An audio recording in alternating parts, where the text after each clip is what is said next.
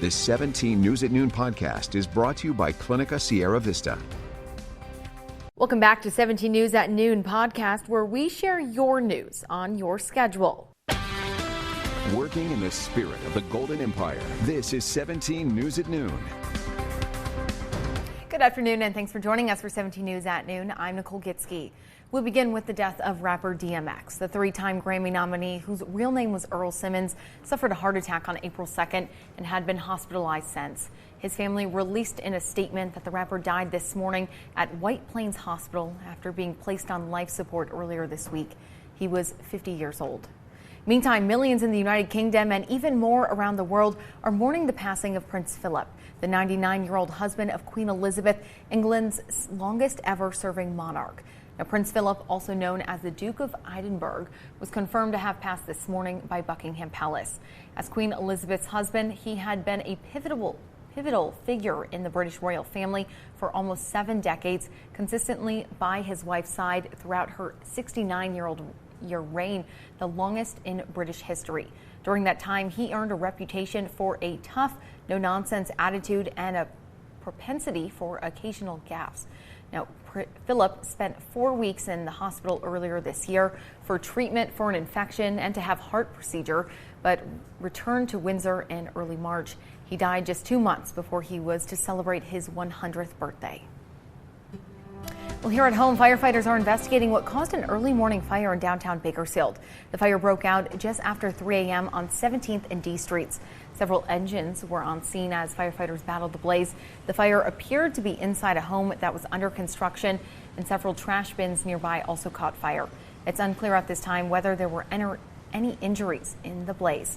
All right, switching gears, let's send things over to Kevin Trett. We have made it to the weekend, and we are looking at another nice forecast out there. Yeah, we are looking at another nice day, plenty of sunshine, and temperatures will be in the upper 70s to lower 80s. Let's take you outside right now and show you downtown Bakersfield looking off to the east. A few high clouds in the distance, but that's all we're seeing right now. A temperature of 72 degrees under a calm wind. As we take a look at the hour by hour here, we should be right near 80 and then slipping back into those 60s by 10 o'clock tonight. And then up in the Tehachapi area, beautiful shot here. No clouds to be found. We've got a temperature of 64 right now under a calm wind. Visibility is good. We'll take a closer look at that weekend weather. That's coming your way in just a few minutes. All right, thanks, Kevin. Meantime, we have reached another grim milestone in the fight against coronavirus. Public Health announced 6 new deaths. Our death toll now stands more than 1,300 lives lost since March of last year. Also, 260 new cases were announced, although our average is much lower. About 45 people are testing positive every day. We haven't seen a daily case average this low since May 21st. The state data shows 49 people are in the hospital with COVID-19, 13 are in the ICU. And this weekend, a local organization is hosting a vaccine clinic aimed at getting more shots into the arms of African Americans.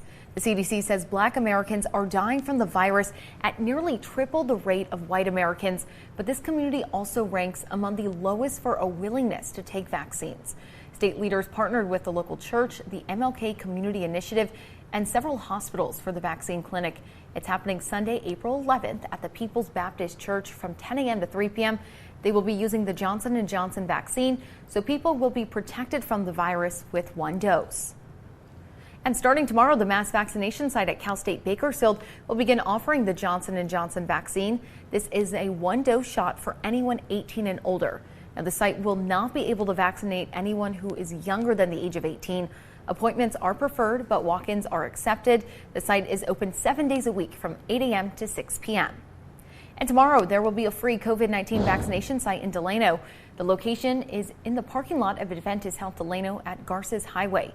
The vaccination clinic runs from 8:30 a.m. to 4:30 p.m. Organizers say vaccines are available while supplies last. You can schedule your appointment by calling that number on your screen. That's 525-5900. And one of the easiest ways to sign up to get the vaccine is to go to the state's website, myturn.ca.gov. You can also call that number right on your screen, 833-422-4255.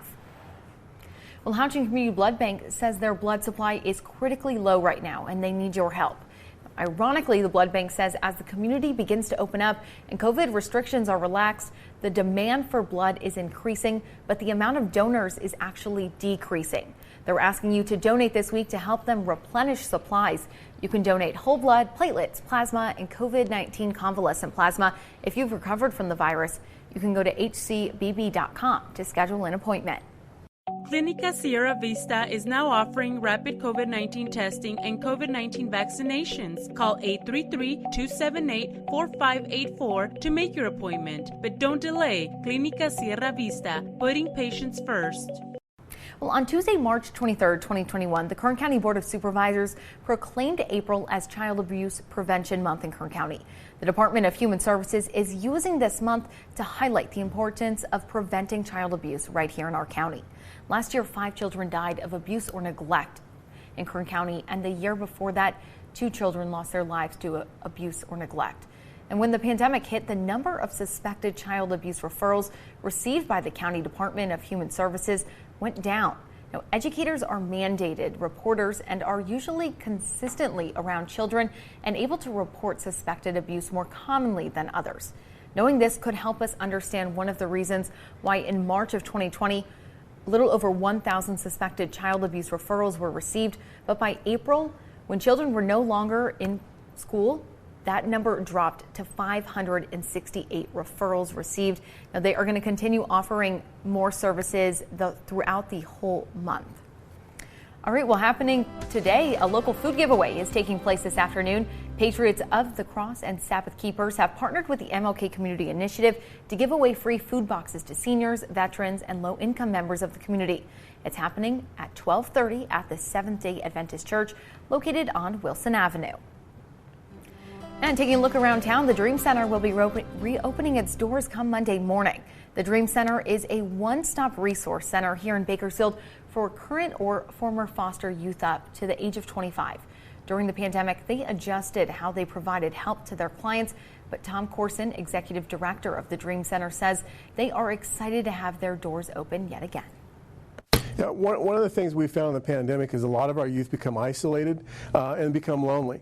So having that connection of a caring person that's there with them, that they know that they can come in when they're stressed out or they just need a place to hang out. Some of our youth may be couch surfing and need a place for respite. And we're a safe place to come where they can be during the day. If they need a shower, they can get a shower. If they need to do laundry, they can get laundry.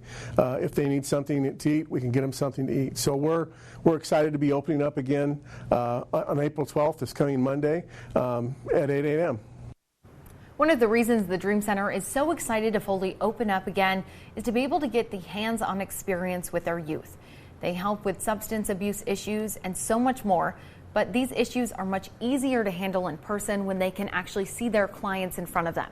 Again, they open on Monday morning and are located at 1801 19th Street, and as always, they are accepting donations. Well, civil rights icon Dolores Huerta will celebrate her 91st birthday this weekend, and she has no plans to slow down anytime soon. In 2019, Governor Gavin Newsom declared April 10th Dolores Huerta Day, honoring her more than 50 years of activism for civil rights and justice. Huerta is still very active in a host of causes, but even through much progress has been made, she says we still have a very long way to go to get equality for everyone. And here we are in the spring now, also with President Biden, who's, making sure that we have millions of vaccines that are available for people so that we can control the pandemic, and then we can go back to normal. But going back to normal isn't enough. We have to change things and make our society a more just society, and do what we can to end the racism, the misogyny, the homophobia, the climate deniers, so that we can really make sure that we save our planet. And we can all do this by all working together. Si se puede, we can do it. The Bakersfield City School District also voted recently to encourage educators to teach students about Huerta's life and struggles and the rich history of the Central Valley. KGET Business Watch is brought to you by Grapevine MSP Technology Services, the Valley's leading IT service provider. If you're looking for something to do this weekend, Second Saturday is coming back to Bakersfield. And the monthly event went virtual during the pandemic, but this Saturday, people are invited to shop downtown while masked up and socially distancing. There are over 30 businesses participating this weekend, offering lots of deals and lots of fun. Now this week, I got to check out some of those deals that businesses will be offering, and I also had a little fun myself, from a 90s photo shoot to half-price mimosas to snagging a $22 dress. This weekend, we'll have it all. You can check it out on this week's Pop Current for more information, and we have a map of the businesses participating on our website, kget.com. Well, Americans are using their stimulus payments to stimulate their savings. On average, Americans have or plan to put about 42% of the latest round of federal payments into savings, with a third of the money going towards debt. And they're spending the rest, about 25% of the payment. That comes from a study from the New York Federal Reserve, which reports the percentages for the three categories: savings, debt, and spending are relatively the same for each of the three rounds of those payments. And Sam Adams says if you get a shot, you'll get a free beer. The brand released a new ad this week to encourage people to get a COVID-19 vaccine. The Shot for Sam program starts Monday, April 12th. It's for the first 10,000 drinkers who share proof of their vaccination with the hashtag #ShotForSam on social media by May 15th or while supplies last. You'll get a chance to receive $7 cash to cover a Sam Adams beer of your choice from a local bar or restaurant. Winners will be notified by direct message. And in sports news now, today is the day the Dodgers will take the field for the first time since 2019 with fans. And one of the biggest fans is our own 17's Alex Fisher, who is there right now. Alex, tell us what fans can expect today.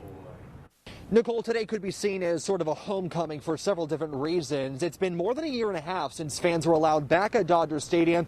And today, as the World Series champions take the field for the first time this season, there will be fans, not cardboard cutouts, inside Dodger Stadium, so it'll be a lot of fun. But the other reason why today is so exciting is because welcome to Centerfield Plaza. This is the part of the new renovations here at Dodger Stadium.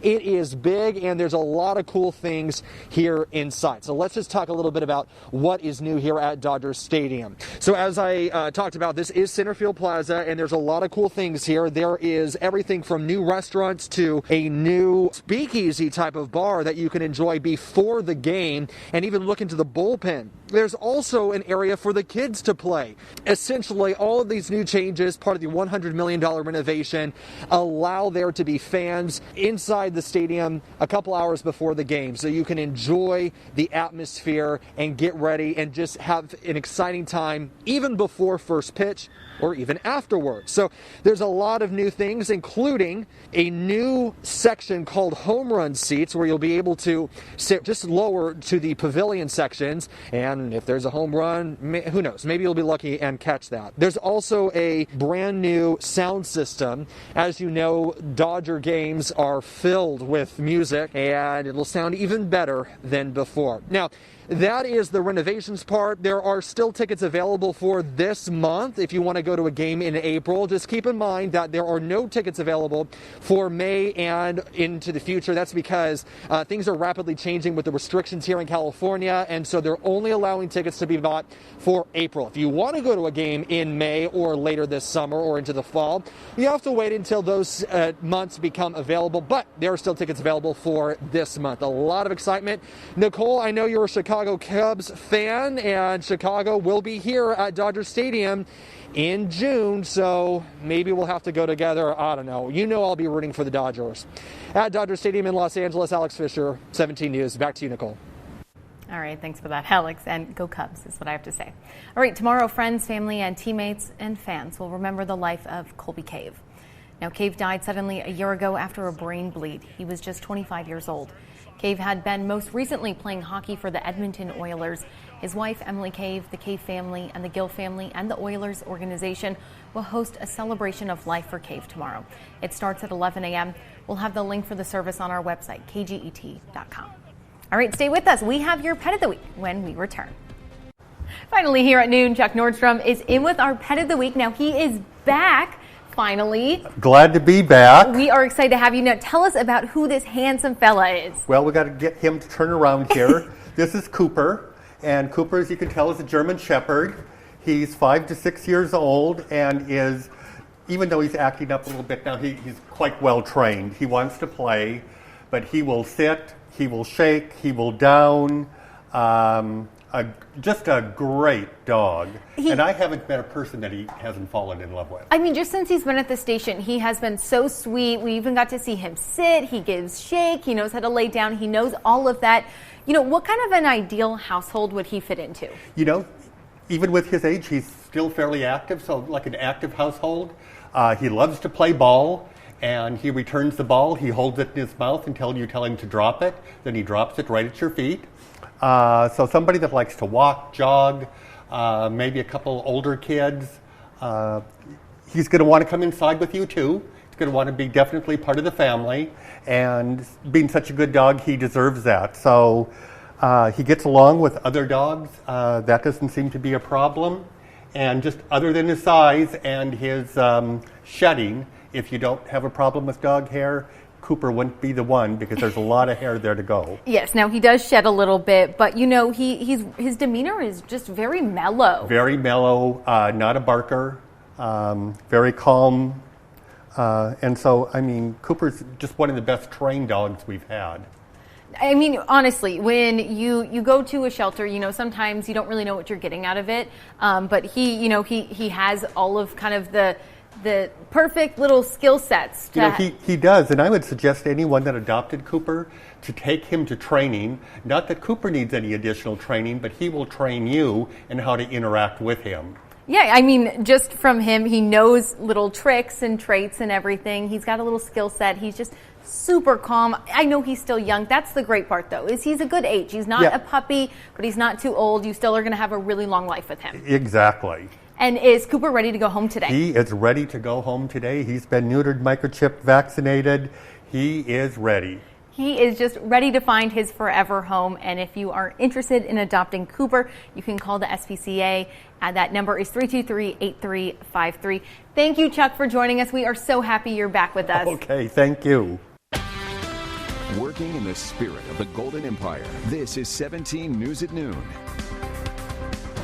The 17 News at Noon podcast is a production of KGET and Nexstar Media Group. For more on all of the headlines in today's show, head to kget.com.